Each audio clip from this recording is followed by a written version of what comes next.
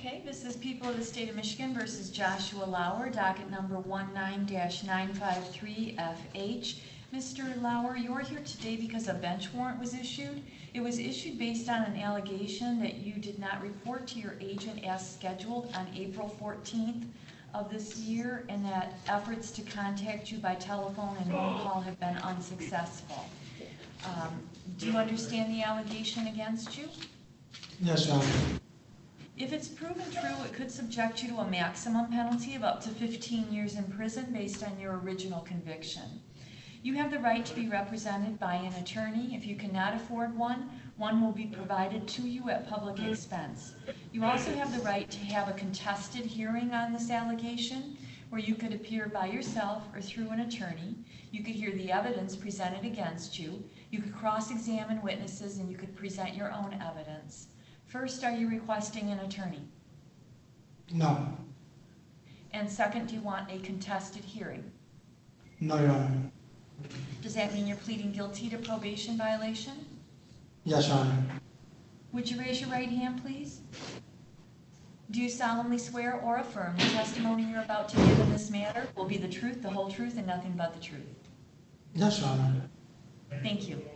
Mr. Lauer, as I said, you have the right to a contested hearing. If you plead guilty, you won't have a contested hearing, and you'll give up the rights that go along with it. That includes the right to be represented by an attorney, the right to have the allegation proven, the right to have the witnesses against you appear at the hearing and to be able to cross-examine them, the right to have this court order any witnesses that you might have to appear at the hearing, and also the right to testify yourself at the hearing if you wanted to. Do you understand those rights? Yes, Your Honor. Has anyone made any promises to get you to plead guilty? No, Your Honor. Anyone used any threats or other kinds of pressure on you? No, Your Honor. Are you pleading guilty because you believe you did violate probation? Yes, Your Honor. Tell me what you did. I didn't report, and I didn't respond to phone calls. Okay. The court finds the plea is understandingly, voluntarily, and knowingly made. It is supported by the testimony. The plea of guilty is accepted, and Mr. Lauer is found guilty of probation violation. And is there a recommendation, Mr. McQuillan? Yes, there is, Judge. Let me give you a brief synopsis since Mr. Lauer was sentenced. He was sentenced to a term of 7411 probation back in February. He came to report to me in his first probation report he tested negative for any drugs. At his next report in March, he tested positive for methamphetamines, which is what he's on probation for with a habitual second offense. I sent a green sheet to the judge recommending that Mr. Lauer be referred for substance abuse testing at Adam and substance abuse treatment. Subsequently, Mr.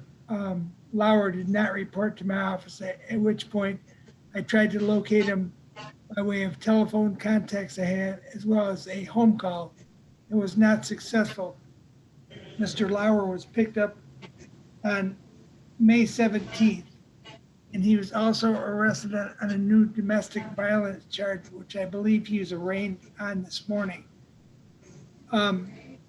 Given the entirety of the situation, Judge, I'd recommend that Mr. Lauer's probation term be continued, that he be sentenced to 90 days in the Ingham County Jail with credit for 35 days already served, and that Mr. Lauer, upon his release from the Ingham County Jail, be supervised in a term of GPS tether for 120 days. Thank you, Judge. Thank you. And Mr. Lauer, is there anything you would like to say at all?